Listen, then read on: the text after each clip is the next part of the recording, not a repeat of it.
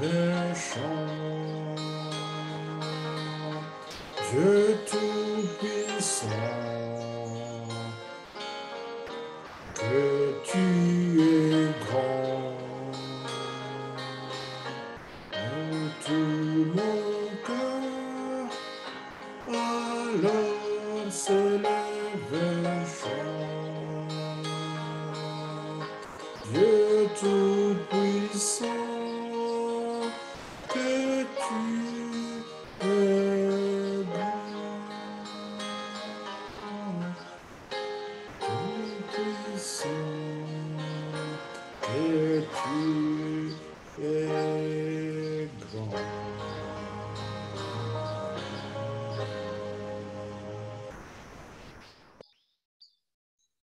Bien-aimés frères et sœurs, que la grâce du Seigneur vous soit accordée. Je suis encore devant vous. Je reviens pour continuer l'étude que nous avons commencé, une série d'études sur le message du troisième ange et la vérité présente.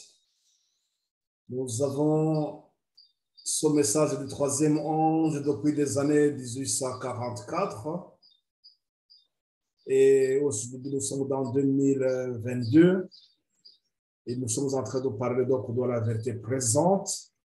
Nous devons comprendre la dynamique donc de l'évangile. Et cette dynamique de l'évangile, comme nous l'avons depuis le jardin d'Éden de Genèse 3,15, et dans sa dynamique prophétique, nous sommes donc dans le message du troisième ange, comme nous l'avons vu dans plusieurs études que nous avons faites avant.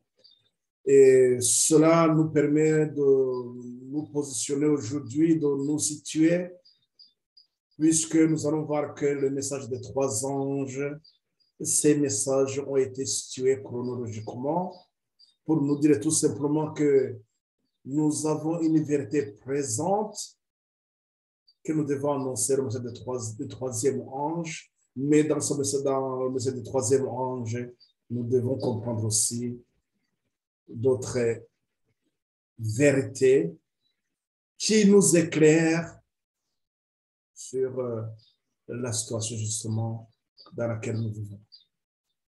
Bon, avant de commencer, donc, nous allons prier, nous allons implorer le Seigneur pour que les anges viennent nous assister là où vous êtes chez vous, dans les coins les plus reculés de ce monde, que les anges accompagnent cette étude, ceux qui vont suivre cette étude aujourd'hui, ceux qui ne le suivront plus tard, que nous soyons tous bénis dans le nom de notre Seigneur Jésus-Christ et que nous serions préparés à accomplir la mission qui nous incombe dans cette minute.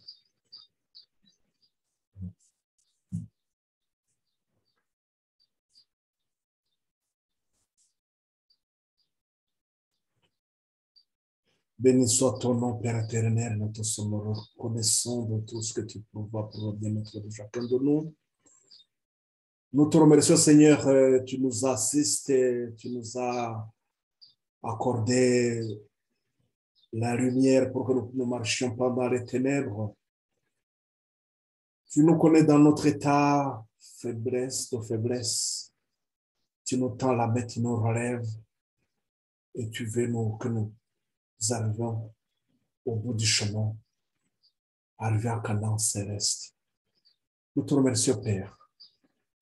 En ce moment que tu nous donnes les vérités de ces derniers temps, ces vérités qui vont nous éclairer sur la lutte qui est devant nous, nous te remercions, Seigneur, de pourvoir à ce que tes enfants qui portent le flambeau, qui portent la lumière, que cette lumière ne s'éteigne pas. Seigneur, merci de nous fortifier, merci de nous consacrer pour cette noble mission Seigneur, de porter le flambeau sous ta bannière. Sous ta bannière. Merci de venir nous assister dans cette étude. Lorsque nous voulons, Seigneur, poser les bases qui vont nous permettre de comprendre la portée du message des trois anges. Seigneur, merci de nous éclairer davantage. On est pour la gloire de notre Seigneur Jésus-Christ, notre Seigneur. Seigneur. Amen.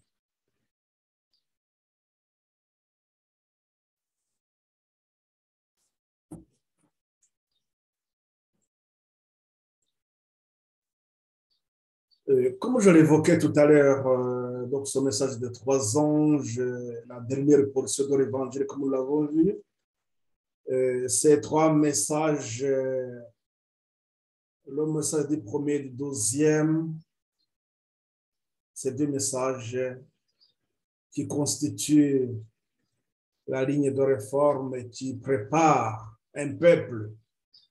Donc, ce temps de préparation et ce temps de préparation vont nous permettre d'annoncer le dernier message, le dernier avertissement. Nous avons donc dans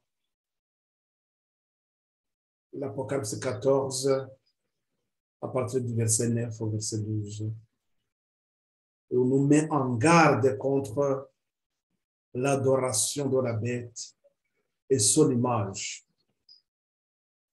Donc, cela demande à ce que justement il y ait une préparation à cette lutte, puisque même au verset, dans ce chapitre, dans ce message de troisième ange, lorsque nous portons attention au verset 12, on nous parle de la persévérance. On nous dit que c'est ici la persévérance des saints qui gardent les commandements. Pour dire qu'il y a persévérance, ils ont fait allusion à une lutte que nous devons mener contre la bête et son image. Ce moment qui est fort pour fortifier notre foi, cela demande donc une préparation. Donc, ce que nous allons voir, nous allons essayer de comprendre que ces messages des trois anges, Satan les a combat ce message, puisque ce message prépare donc un peuple qui va faire face à la bête, donc tel qu'il nous est annoncé dans ce message du troisième ange. Nous allons voir comment Satan aussi, de son côté, il fait tout pour que son message ne soit pas compris par l'Église. Et là, nous voyons même qu'il est en train de gagner puisque normalement, il est inconcevable de voir que c'est aujourd'hui, dans ces jours-ci, que nous allons essayer de comprendre ces messages de trois anges, alors que ces messages constituent plutôt le fondement de notre foi. Je vais vous lire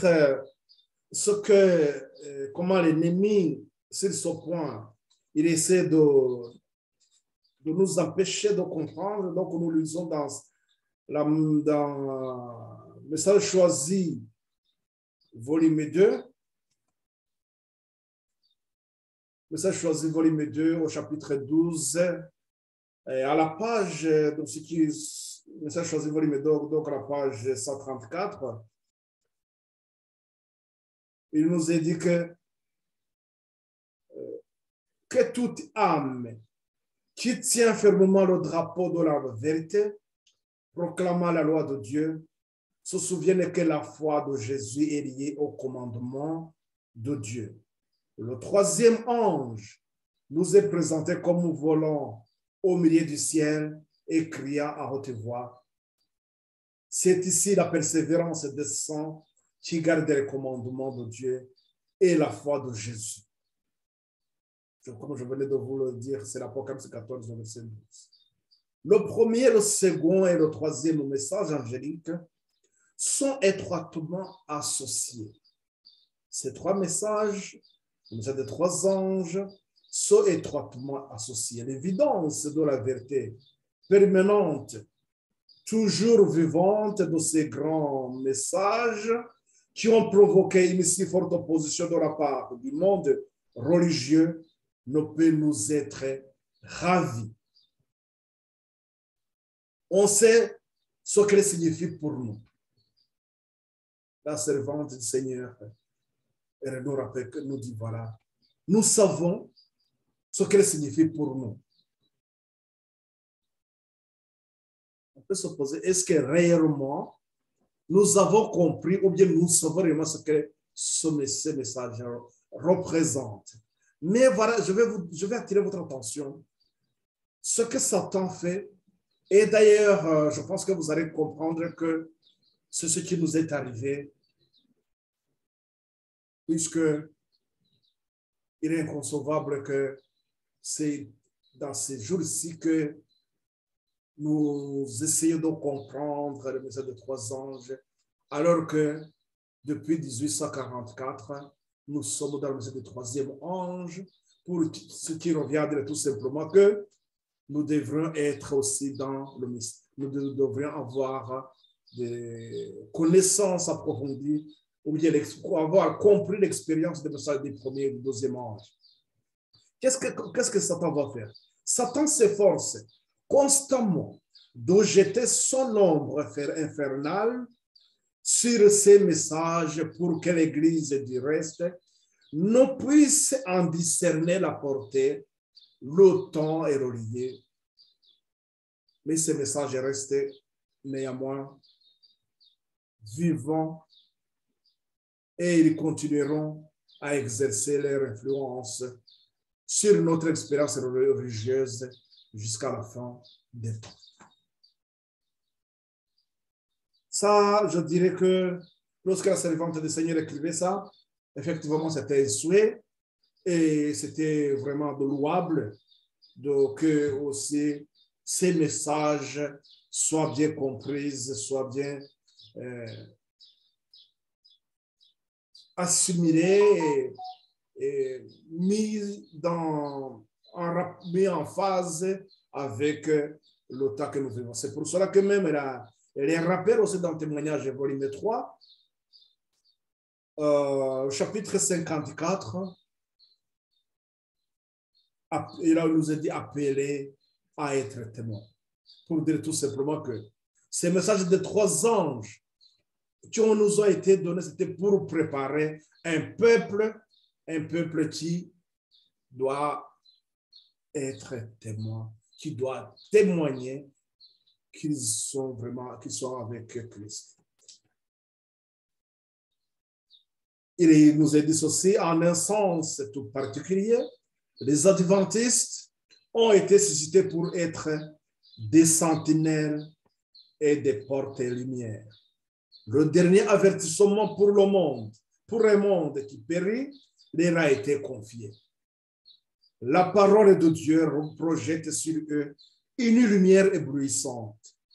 Leur tâche est d'une importance capitale. La proclamation des messages du premier, du second et du troisième ange. Cette tâche, la tâche qui nous a été donnée, qui nous a été assignée, c'est la proclamation des messages du premier, du deuxième et du troisième ange. Aucune œuvre ne peut lui être comparée. Rien ne doit en détourner notre attention. Est-ce qu'aujourd'hui,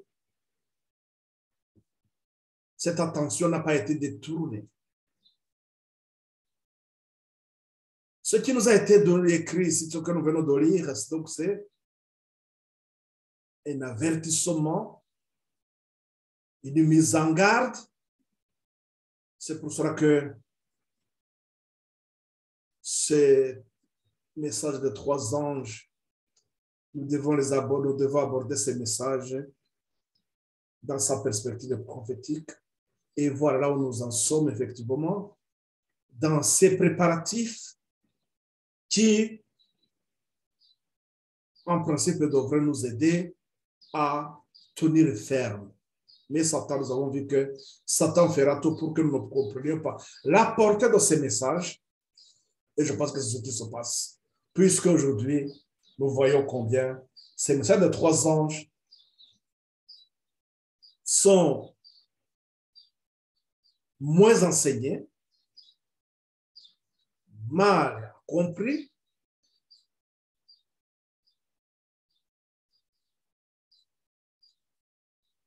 sont mal compris, ces messages sont mal compris, mal appliqués, ce qui fait que la confusion règne au sein de ceux qui devrait préparer le monde et même se préparer à faire la face à la bête et son image. C'est pourquoi il est très important que chacun prenne le temps, revienne réellement au fondement de ces messages, puisque dans ces derniers temps, nous voyons que nous nous sommes égarés loin de cela qui devrait constituer la vérité présente. Je vous partage l'écran comme d'habitude.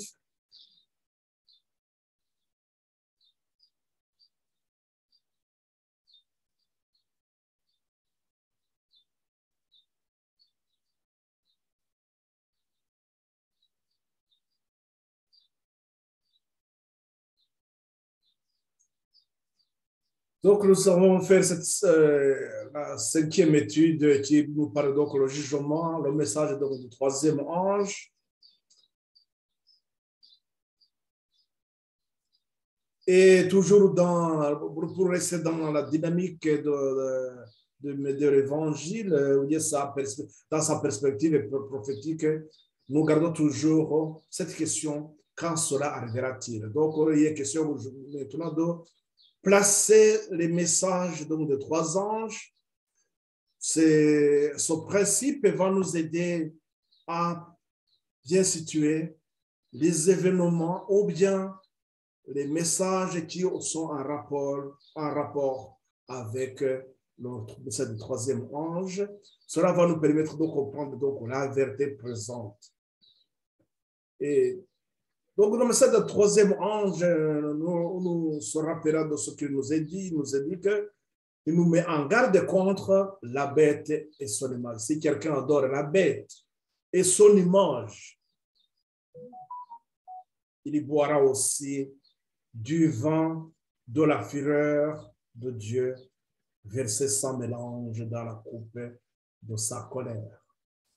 Donc, nous sommes devant une situation, soit nous luttons contre la bête, nous n'acceptons pas, nous n'allons pas adorer la bête, mais il y a ceux qui vont adorer la bête, ceux qui vont adorer la bête aussi, il y a la colère de Dieu qui les attend. Nous avons un choix à faire. Et ce choix, la première d'abord, c'est le premier choix d'abord à faire, c'est de nous enraciner d'abord dans la parole de Dieu et comprendre la portée de ces trois messages. Cette dernière portion de l'évangile, la dernière portion de Genèse 3,15, qui nous met en garde contre la bête et son image. Donc, cela suppose aussi une meilleure compréhension de ces deux messages qui est le premier et le deuxième, puisque si le message du premier et du deuxième sont là pour nous préparer. Donc, c'est la préparation à faire à proclamer son message de troisième ange, ou bien à aller à la lutte contre la bête, à faire face à la bête. Les messages donc de 3 anges qui ont été situés chronologiquement, donc c'est pour cela que je voudrais attirer l'attention. Pour que nous puissions situer donc ces messages, il y a un point que je voudrais souligner qui va nous permettre de comprendre ce qui se passe aujourd'hui lorsque nous sommes dans la confusion par rapport à l'application des messages du troisième ange, par rapport à l'application de l'Apocalypse 14. L'Apocalypse 18 plutôt. La proclamation du premier, du second et du troisième message angélique a été située chronologiquement par la parole inspirée. Pas un clou, pas une épingle ne doivent être déplacées. Une autorité humaine n'a plus le droit de modifier la situation de ces passages que de substituer le Nouveau Testament à l'Ancien. Ces messages sont placés, sont situés, et d'ailleurs je dirais que ces messages ont été annoncés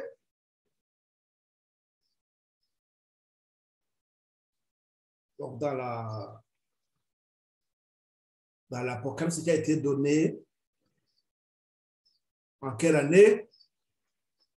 À la fin donc du 1er siècle avec Jean, vers les années 95. Donc vers les années 100. Donc depuis vers ces années 100, Dieu a prévu des messages qui devraient être annoncés dans les derniers temps. Et ces messages qui doivent être annoncés, voilà qu'aujourd'hui nous sommes à plus de 1900 ans que ces messages ont été annoncés. Et aujourd'hui, on nous a dit que Dieu les a situés chronologiquement. Il y avait une date qui a été prévue. Et ici, on nous dit, pas un clou, pas une épingle ne doivent être déplacés. Ces messages ne peuvent pas bouger, ni à gauche ni à droite. C'est pour cela que dans ce que nous avons vu lorsque je vous indiquais l'histoire des Millérites, il y avait un message qui devrait être annoncé à une date bien précise et les événements étaient prévus comme ça. Extraordinaire, donc nous voyons combien Dieu contrôle tout. Et c'est pour ça qu'on dit aucun clou, aucune épingle ne doivent être déplacées. Une autorité humaine n'a plus le droit de modifier la situation de ces passages que de substituer le Nouveau Testament à l'Ancien. De même qu'on ne peut pas substituer le Nouveau Testament par l'Ancien, donc on ne peut pas bouger ces messages, il faut qu'ils restent dans leur place, puisque ces messages devraient aussi accomplir une œuvre à un temps donné, c'est-à-dire le message du premier ange qui a été prévu d'être annoncé de telle date à telle date. Donc, ça se posait qu'à la date, à la fin de à une date donnée, son message devrait avoir fait son œuvre dans les cœurs de ceux-là qu'il avait accepté. C'est pour cela que, à la fin de chaque message, on voit que là, il y a une opposition acharnée de Satan, une mise en épreuve de cela qui était dans son message et pour que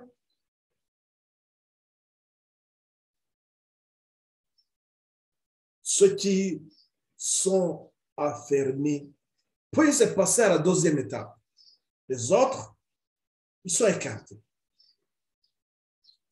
Comme ça, le deuxième ange va faire aussi son œuvre jusqu'à ce que la date prévue, son temps qui est alloué à son message arrive à la fin. Et ce qui était dans cette préparation aussi doivent passer par une épreuve. Là, nous pouvons comprendre pourquoi il y a eu les deux désappointements que nous avons vus. Cela, c'était une façon d'éprouver leur foi et voir réellement qui ils sont réellement dans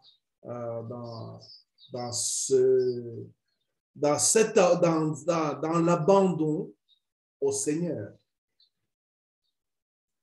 L'Ancien Testament, donc, c'est l'évangile qui est en figure et en symbole. Le nouveau est en est la substance. L'un est aussi essentiel que l'autre. L'Ancien Testament offre des leçons issues de la bouche du Christ qui n'ont rien perdu de leur force et de leur valeur. Dans l'Ancien Testament, nous avons des messages qui sont en figure, donc qui seront accomplis dans le Nouveau Testament. Dans le Nouveau Testament, nous sommes donc dans l'accomplissement. Ce qui nous a été annoncé en figure, en image, en symbole, nous le voyons dans l'accomplissement de ces symboles.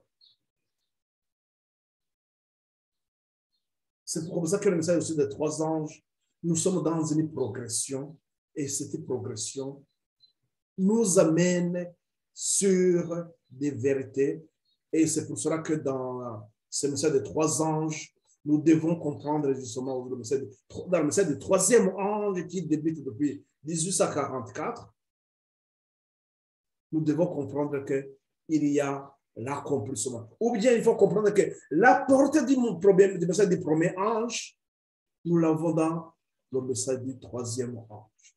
La portée du message du deuxième ange, c'est l'accomplissement. Ces deux messages qui constituent la ligne de réforme, la préparation. Donc, c'était pour que nous arrivions à un niveau qui va permettre d'accomplir la tâche qui nous incombe. Appelé à être témoin, veut dire aussi que nous devons passer par cette expérience de préparation pour pouvoir annoncer le message tel que nous a été demandé par notre Seigneur. Les messages donc des trois anges, les deux premiers messages ont été donnés en 1843 et 1844. Je pense que là, nous comprenons directement de quoi s'agit-il, pourquoi nous parlons de 1843, alors que le message, le cadre qui a été donné, c'est depuis 1798. Donc nous avons 1788, tendant la fin, ou bien l'arrivée c'est le commencement au début du message, l'arrivée de l'ange, et cet ange qui prépare le messager, et le messager commence à annoncer le début du message en 1833, et lorsque les étoiles tombent pour confirmer, donc Miller commence, le message craignait Dieu, rendez-lui gloire, car l'heure du jugement arrive. Ces messages, nous avons vu que ce message a été amplifié en 1840. Et de cela, il y a eu un grand réveil. Et à partir de ce réveil, le message ils ont fait la carte de 1843. Et c'est avec ces cartes de 1843 qui constituent sur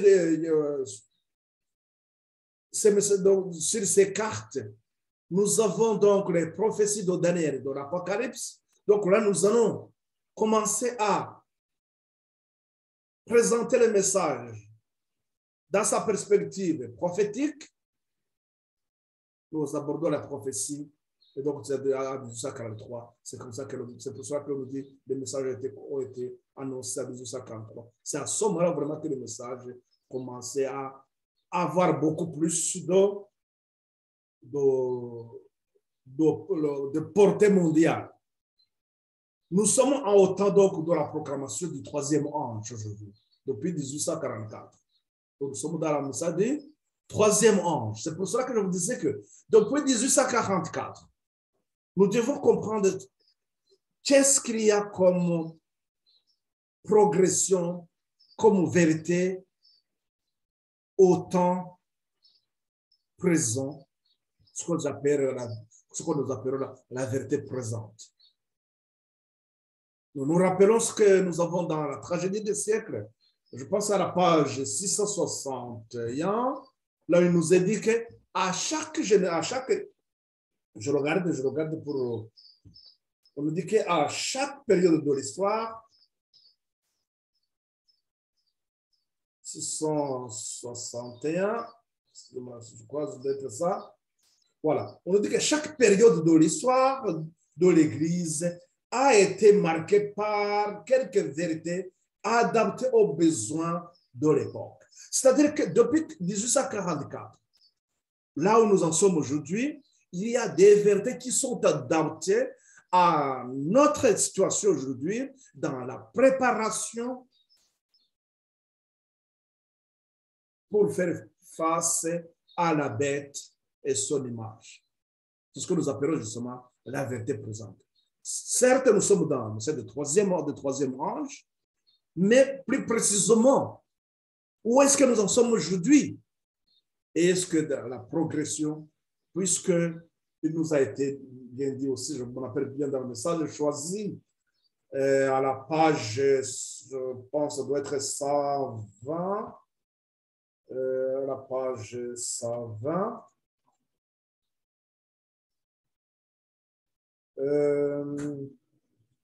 Alors, il nous est bien dit que nous devons faire face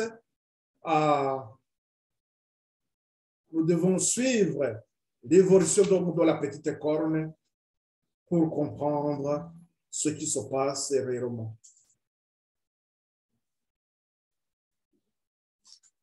Donc, il nous est dit aussi,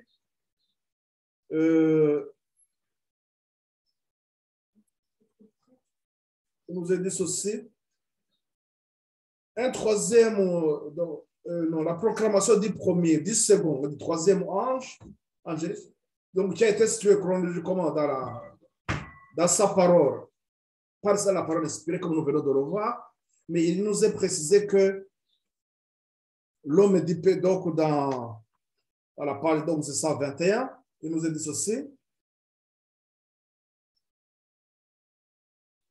Si ce message est écouté, il attirera l'attention de toutes les nations, tribus et langues et de tout peuple sur la nécessité d'une étude approfondie de la parole en même temps que sur la vérité concernant le pouvoir qui a échangé le sabbat du 7e jour contre le faux sabbat. Le seul vrai Dieu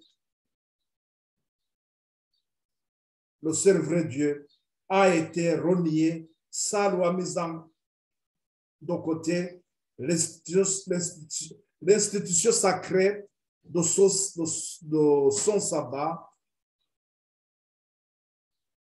jeté dans la poussière et fourré aux pieds par l'homme de péché. Et c'est ça qu'on nous dit que dans maintenant, donc il est fourré par l'homme du péché, Et à la page 117, il nous est dit ceci. Donc, des événements historiques attestant l'accomplissement de la prophétie a été décrit d'une manière symbolique. Les grands événements qui doivent prendre place jusqu'au terme de l'histoire humaine. Les scènes qui doivent se dérouler en rapport avec l'œuvre de l'homme du péché sont les derniers linéaments clairement révélés dans l'histoire de la terre.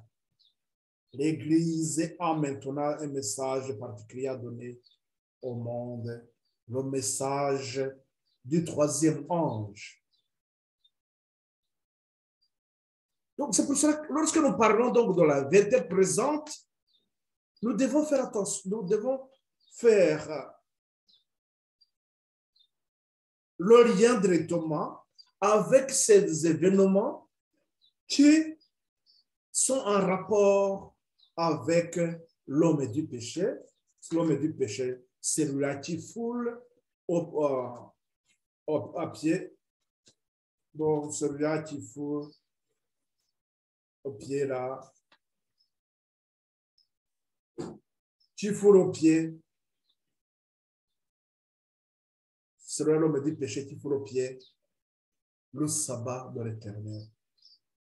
Le service de Dieu a été renié, sa loi mise de côté, l'institution sacrée de son sabbat jetée dans la poussière et foulée au pied par l'homme du péché. Et donc, c'est cet homme du péché qui nous est dit que nous devons aussi voir sa progression.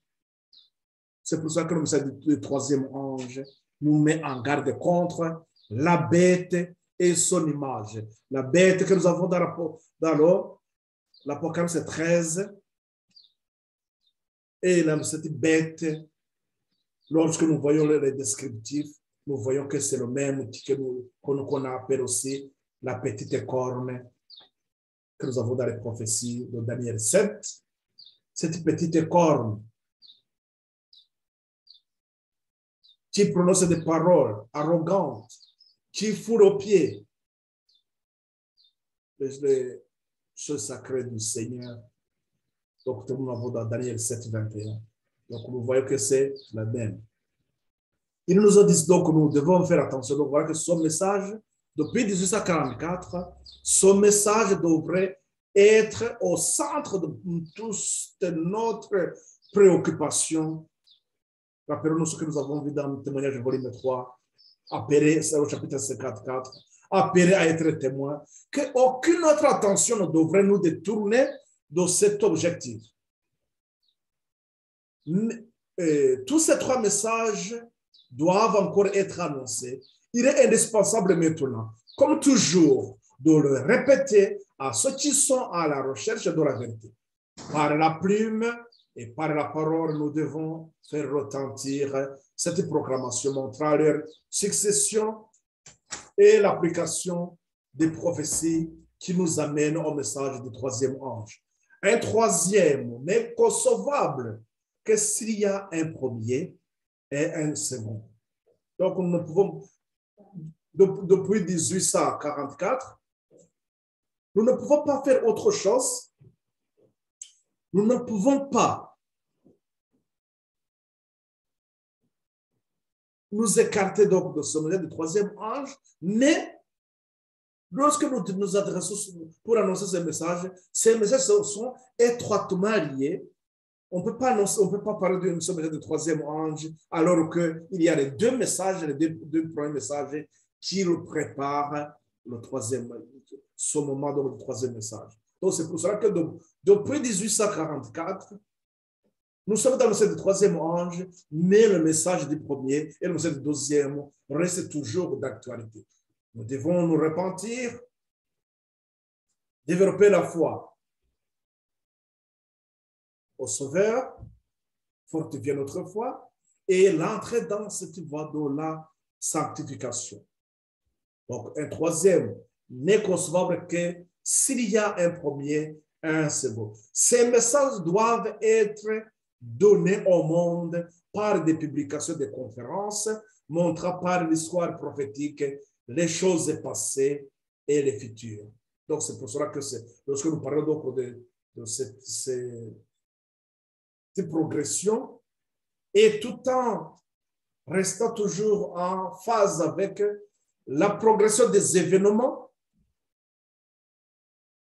qui sont en rapport avec l'homme du péché.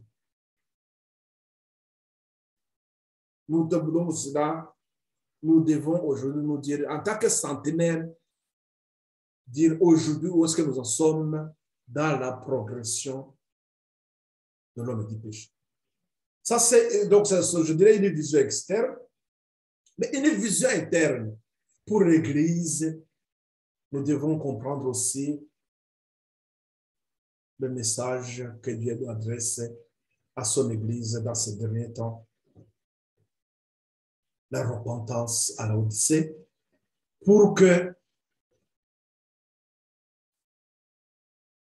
l'Église des derniers temps, l'Église du reste, nous l'avons vu dans M. Choisi volume 2, que Satan va faire tout pour empêcher que l'Église du reste nous comprenne la portée, le temps et le lieu de ce triple message angélique. L'accroissement de la connaissance donc dans les derniers temps est nécessaire. Le livre qui a été serré,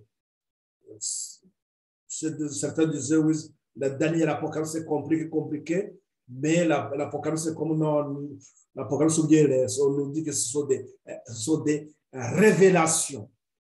Qu'est-ce qu'il révèle? Il révèle donc une partie de ce qui n'avait pas été comprise dans les prophéties de Daniel.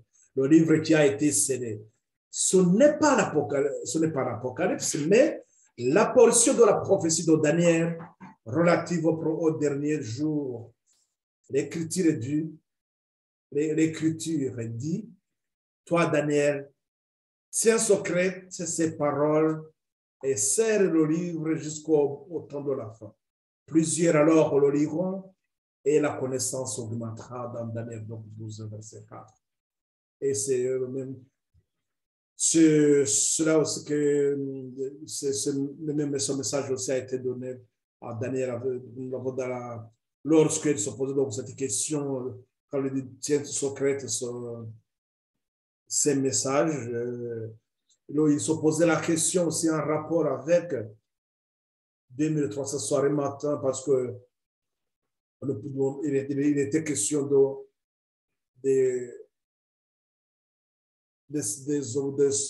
de la profanation du sanctuaire et il se posait la question jusqu'à quand. Donc, au Daniel 8, au verset 13, la question qui était posée, jusqu'à quand? La réponse était 2300 soirées matin, le sanctuaire sera purifié. Nous voyons que depuis à la fin de 2300 soirées matin, arrive à quelle année? 1844. Donc, nous commençons cette dernière phase du jugement où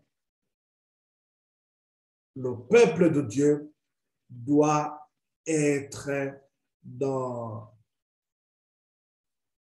une préparation un peu spéciale, puisque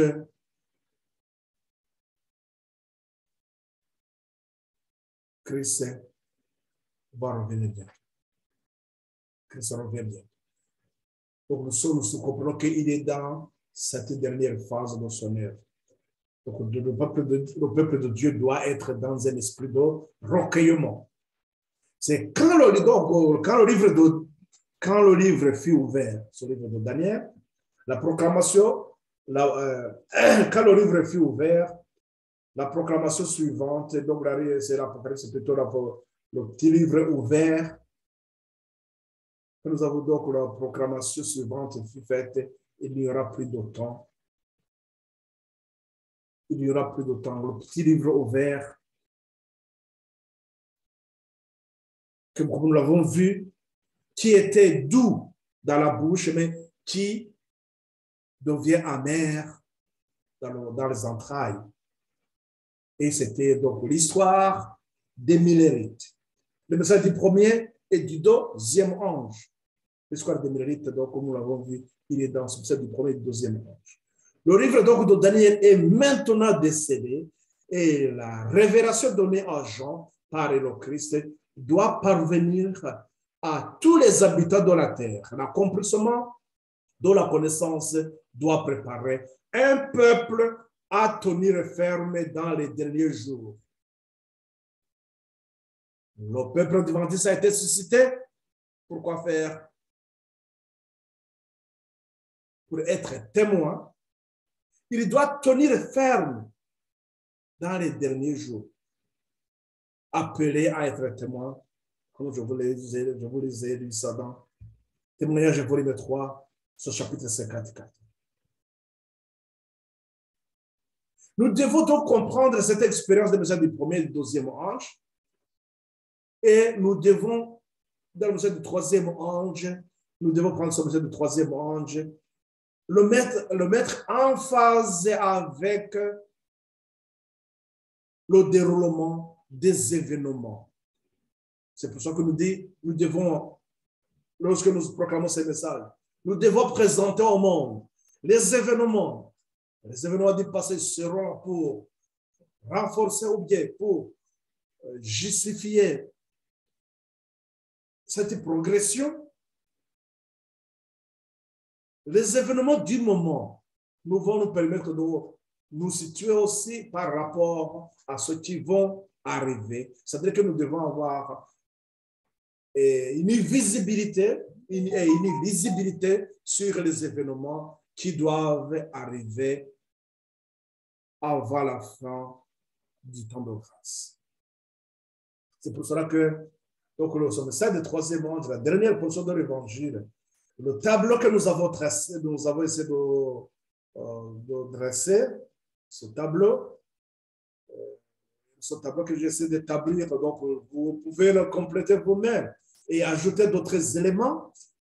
Et chacun peut le faire de sa manière aussi, mais l'important c'est que nous pouvons comprendre à quel moment le message du premier ange, donc quel est le temps de la fin, comme nous l'avons vu, c'était dans 1840 à 1798.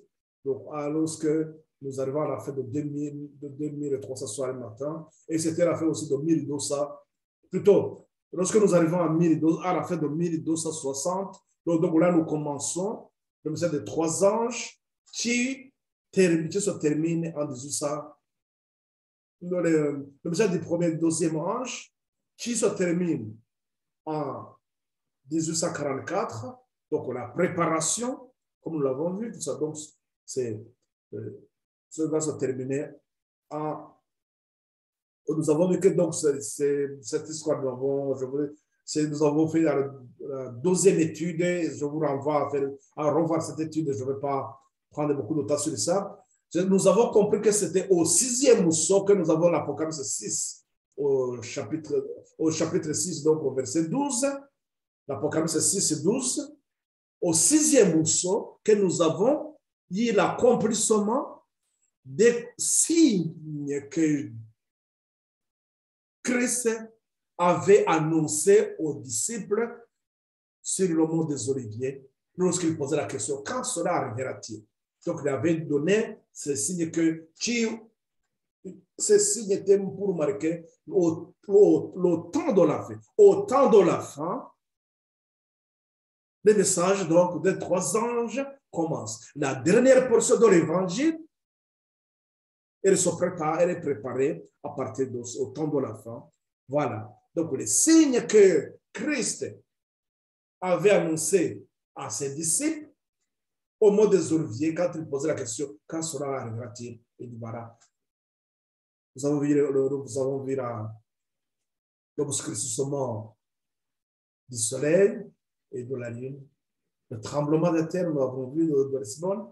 Donc, tous ces signes, c'était pour nous marquer l'année 1798, donc le début donc, de cette histoire des Millérites, qui se fait dans 46 années, comme ça a été aussi le temps pour reconstruire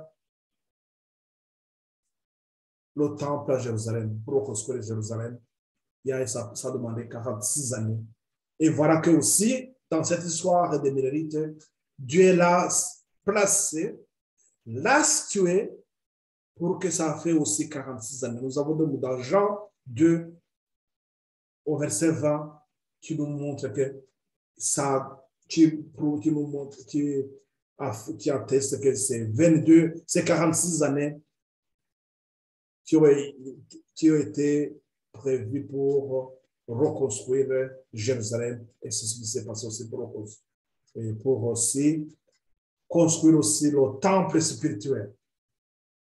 Donc, c'était ce qui s'est passé donc avec lorsque le peuple de Dieu rentrait de Babylone, c'était symbole. Ce symbole sur le spirituel, c'est ce temps de ce peuple que Dieu était en train de préparer dans cette ligne de réforme de 46 années. Et ce message, donc, nous avons vu que donc, lorsque nous voyons, nous essayons de comprendre donc la vie de l'Église, nous voyons que cela, on était dans l'église de Sardes. C'était cette église de Sardes à qui Miller adressait le message du premier ange. Ceux qui acceptaient le message du premier ange, ils ont fait le message, donc la Philadelphie, cette église qui a été approuvée, qui n'avait pas de reproche, mais après nous avons l'Odyssée qui n'a rien de bon. Et c'est dans cette église-là que nous avons son message d'une grande importance, non seulement pour l'Église, mais aussi pour le monde entier. Le dernier avertissement devrait être annoncé, mais il nous a été bien alerté que la condition de l'Église sera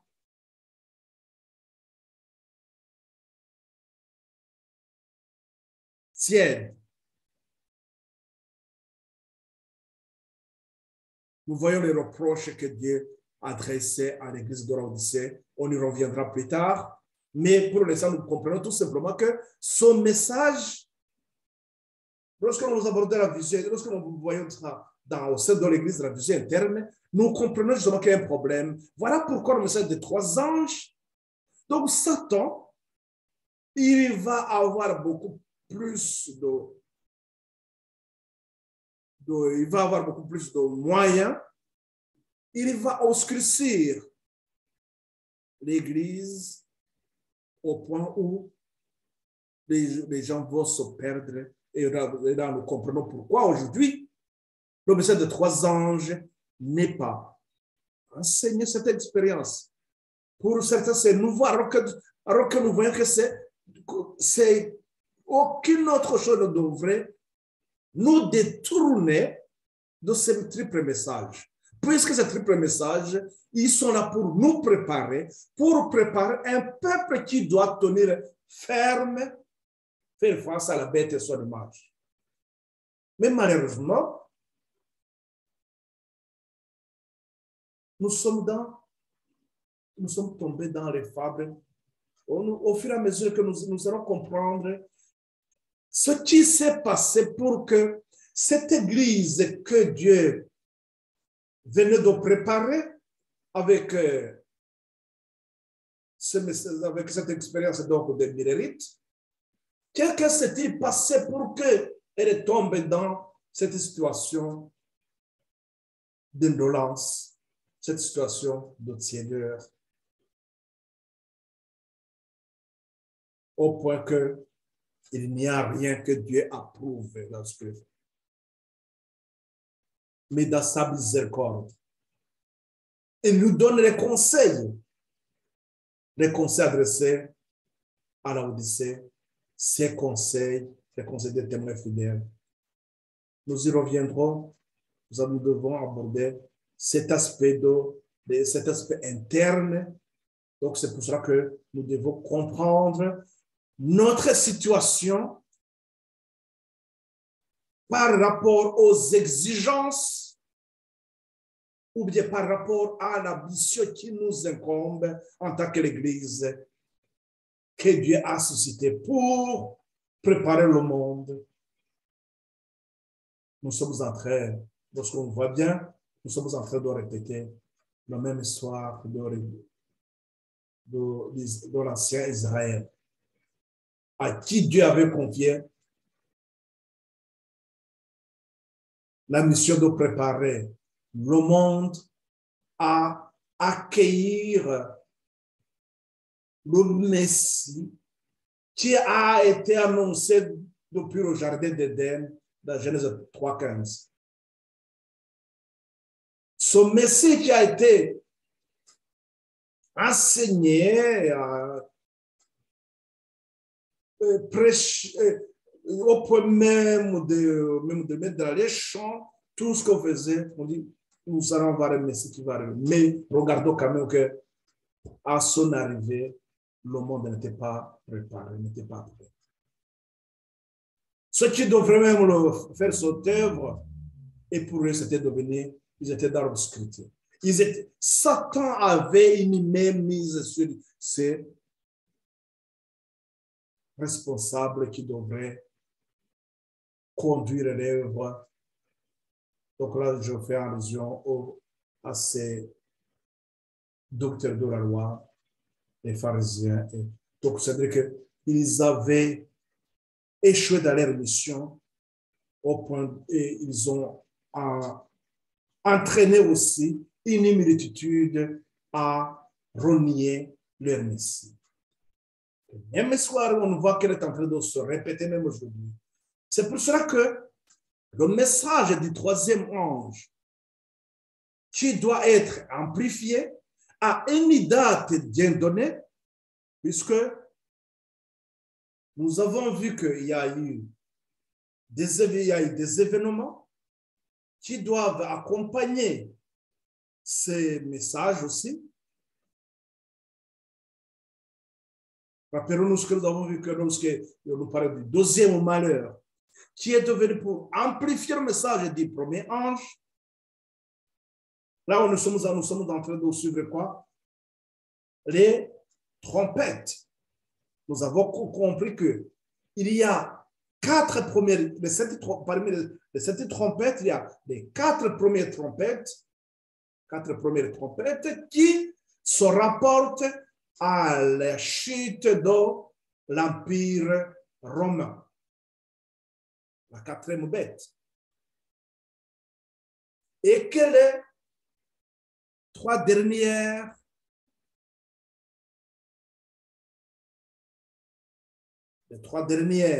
trompettes qu'on appelle les malheurs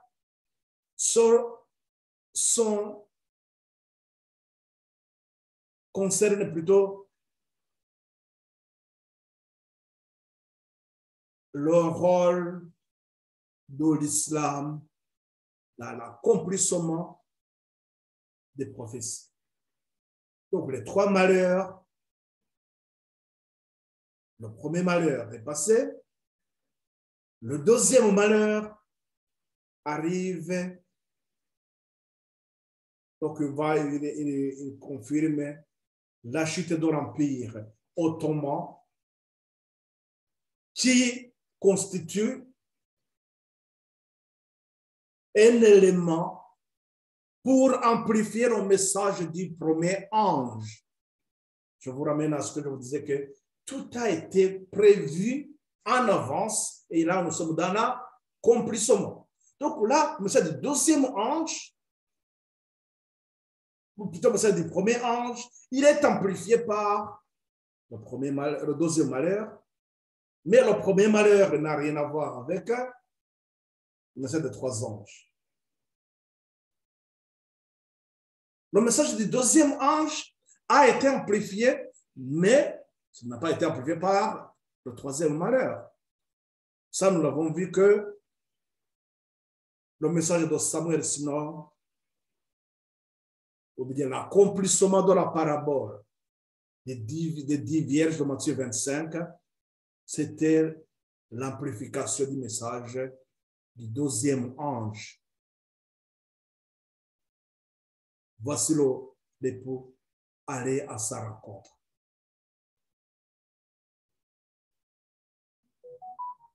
Samuel sinon détermine la date du 22 octobre. Donc là, nous comprenons qu'il donne la date le 22 octobre. Donc là, donc c'est la compris. C'est-à-dire que le troisième malheur, pas forcément qu'il vient aussi pour accomplir donc il n'a pas fait le deuxième, pas forcément qu'il sera aussi pour l'amplification du troisième ange. Mais nous comprenons que tout simplement, le fait que le message du troisième ange arrive à la fin, donc c'est dans cette période, donc le message du troisième ange, que nous avons aussi l'accomplissement du troisième malheur. Le troisième malheur, nous le verrons aussi dans le message du troisième ange, puisque le troisième malheur, nous ne l'avons pas eu avant 1844. Donc, il faudrait que nous voyions, il faudrait que nous retrouvions le rôle de l'islam parmi les événements qui va accompagner aussi dans ce message du troisième ange. Donc, nous devons comprendre les événements qui sont en rapport avec le message du premier ange à une date qui a été bien précise. Je vous renvoie sur le tableau que nous avons vu, donc l'histoire des Millérites. Vous verrez qu'à chaque message, il y avait une date bien précise. Et nous verrons que aussi l'Apocalypse, maintenant la question c'était le message du troisième ange, l'Apocalypse 9 à 12, qui est à sa place aussi. Et la question maintenant c'est, donc dans ce temps de jugement, quand est-ce que ce message du troisième ange sera amplifié? Et nous devons comprendre les événements. Et donc, d'abord, l'amplification de ce message, c'est l'Apocalypse 18, 4 et 5. Si c'est l'Apocalypse 18, 4 et 5, l'amplification, nous devons comprendre aussi l'amplification, plutôt l'application de l'Apocalypse 18, nous devons comprendre cette partie aussi qui a rapport avec l'amplification dans ce chapitre 18. Nous reviendrons parce que mais là, dans l'Apocalypse 18, on nous dit qu'il y a 2 appels. Comme il y a eu 2 purifications du temple, il y a aussi 2 appels. Là, vous voyez ça dans le choisi dans ce chapitre 12. Vous choisi, vous voyez, ce chapitre 12 à la fin. On nous parle donc de l'application de l'Apocalypse 18. Là, on nous dit qu'il y a 2 appels. Donc là, nous sommes au 2e appel. C'est au 2e appel, sortez du milieu de mon peuple, qui vient dans l'amplification du message du 3e ange. Et alors, le premier appel, c'est quoi? C'est quand? Nous verrons qu'il y a donc dans ce temps du jugement, dans ce temps de la fin, donc des événements qui sont en rapport avec le message du 3e ange. Nous verrons donc que le 3e malheur. Il faudrait qu'on se pose la question, ça serait quand? Le scellement. Et nous avons aussi la 11e heure, telle que nous l'avons dans Matthieu 24. Puisque dans Matthieu 24, on nous parle des ouvriers que Dieu a envoyés dans sa vigne. Donc, dans l'ère chrétienne, c'est-à-dire avec Christ renvoie ses ouvriers. On envoie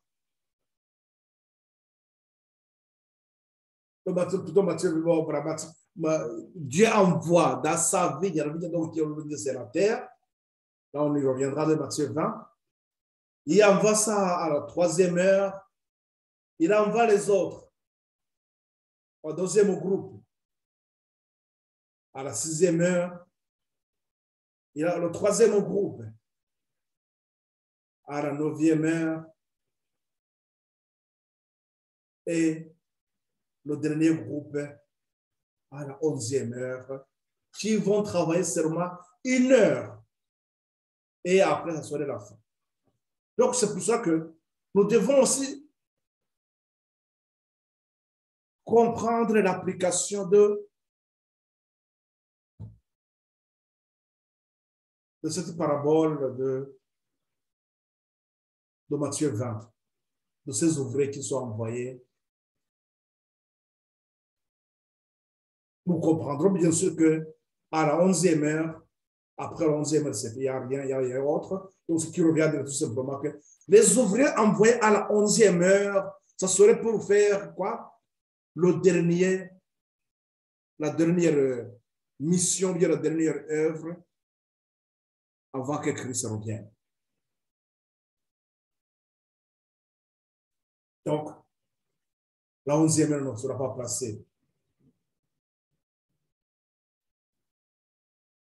dans cette préparation, ne sera pas placée dans la préparation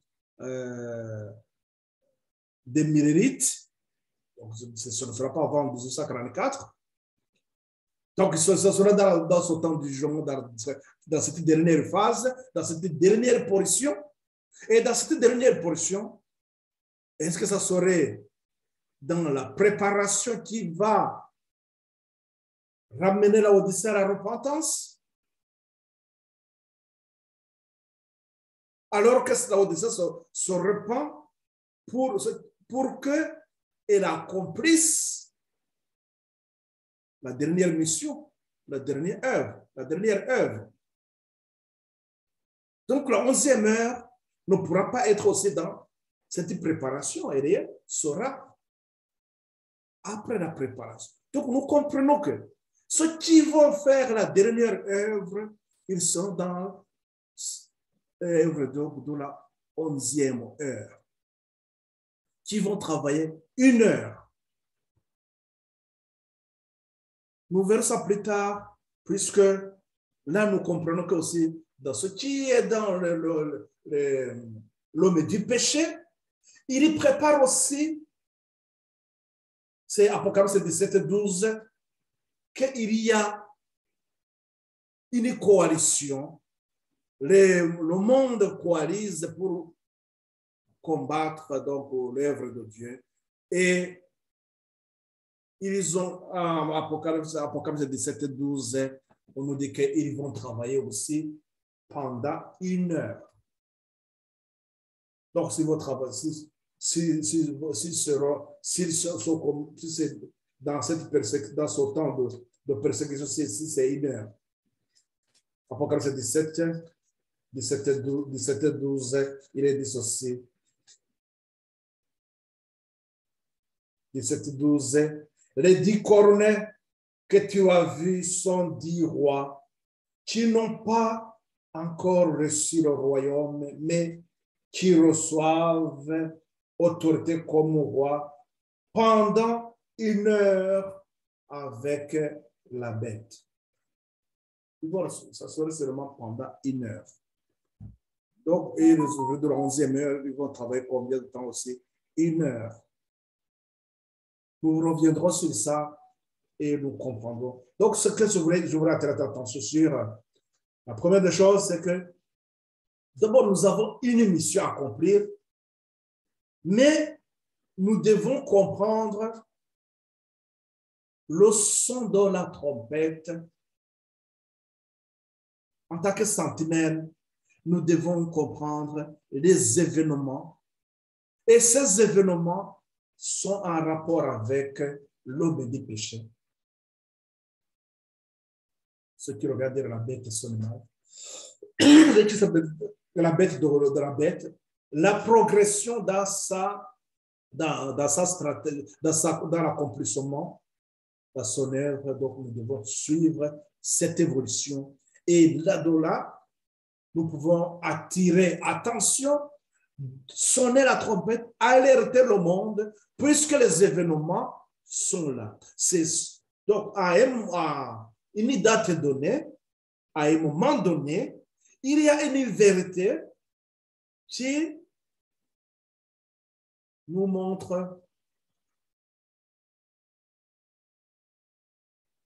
l'attention que nous devons porter sur des événements. Et depuis 1844, nous sommes dans le du troisième ange. Dans le sommet du troisième ange, il se rapporte à la bête et son image. La vérité présente doit placer les événements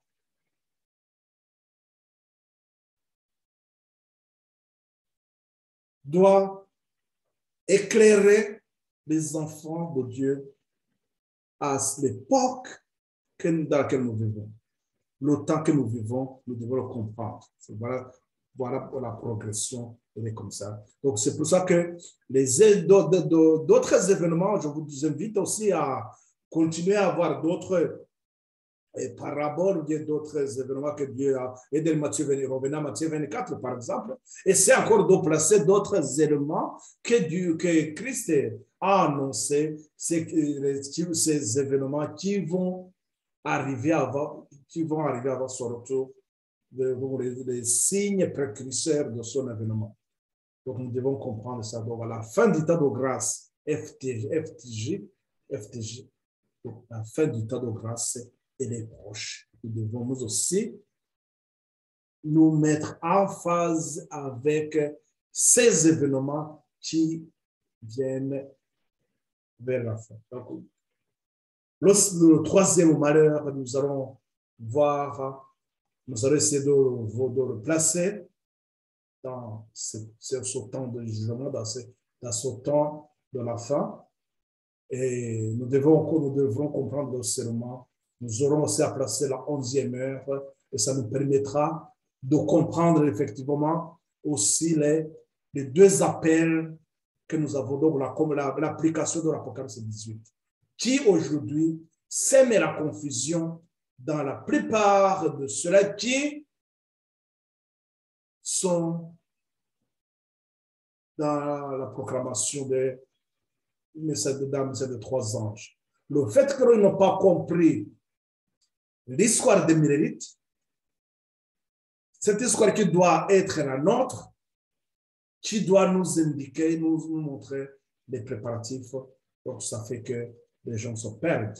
Et ça ne fait que semer la confusion. Or, de même que le monde coalise derrière les forces, voilà que dans l'Apocalypse 17, 12, ce que je viens de vous réciter, et les 10 rois, et ils sont dans la concertation, sont dans la coalition, alors que les enfants de Dieu qui devraient être qui devraient être unis dans une même action, dans un même esprit de jugement, Satan a fait que nous ne comprenions pas la portée de ces trois anges, ni le temps, ni le lieu, tel que je vous ai dit ça dans le message choisi, volume 2, la page 134, au point, le deuxième paragraphe. Mes frères et sœurs, je m'arrête ici. Je vous invite à prendre vraiment beaucoup de temps et aller beaucoup plus dans l'étude d'une manière individuelle, parce que c'est lorsque on étudie seul, on arrive à combler les lacunes, et puis dans la prière, les anges vous indiqueront d'autres choses. Moi, je ne fais que vous donner seulement un aperçu, mais ce qui doit fortifier votre foi, c'est à vous-même d'aller dans les Écritures, comprendre pourquoi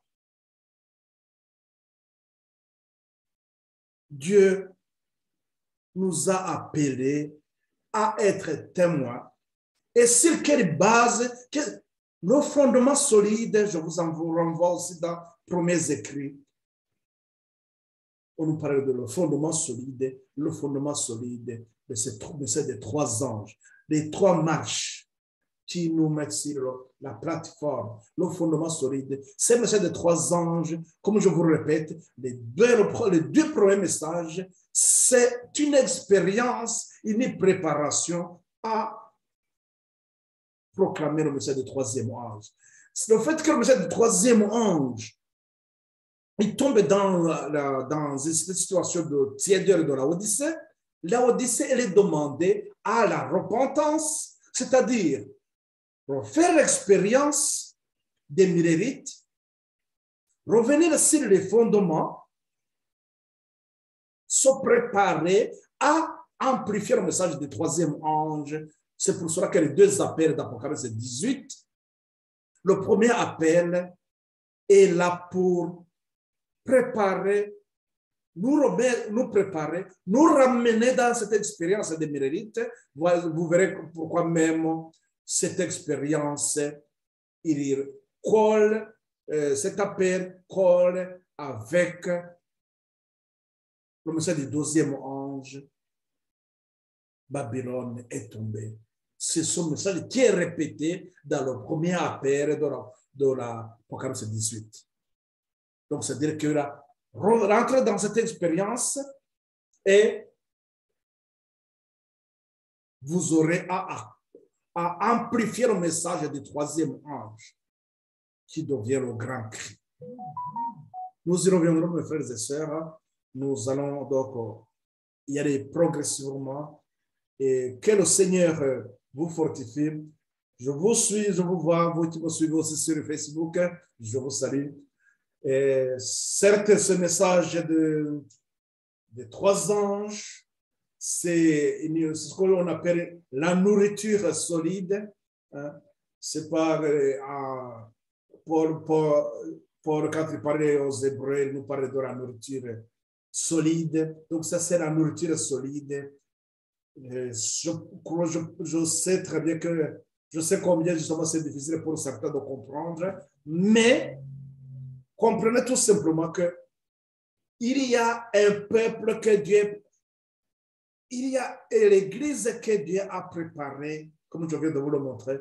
Donc, dans ces 46 années, le temple a été rétabli et l'Église a été suscitée pour faire quoi? Pour accomplir la dernière mission, annoncer le jugement, la dernière phase de l'évangile, la dernière phase de l'œuvre du Christ, comme nous l'avons dans Genèse 3,15. Donc, la dernière phase, l'œuvre du Christ, il y a la première phase et la dernière phase, donc en rapport avec le jugement. Donc, Dieu a suscité cette ligne de réforme, l'Apocalypse 18, de 14, cette ligne, donc cette histoire des Mérérites, une préparation, préparer un peuple qui va faire face à la bête et son image. Que la grâce du Seigneur vous accompagne. Nous allons remercier notre Seigneur.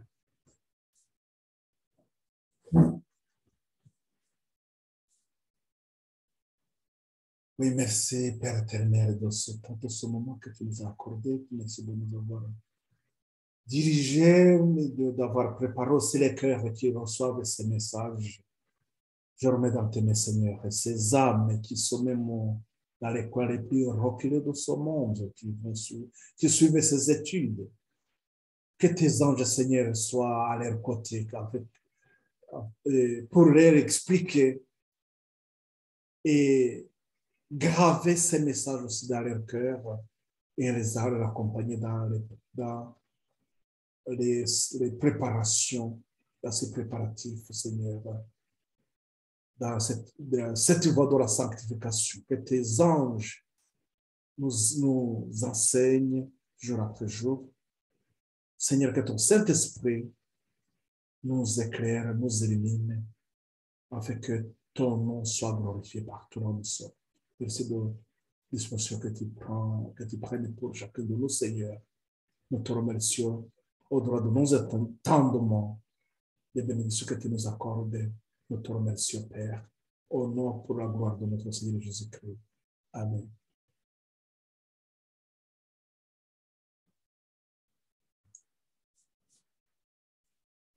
Bon, ok, donc on termine ici. À la prochaine occasion, vous qui nous suivez sur Facebook aussi, que la grâce du Seigneur vous accompagne.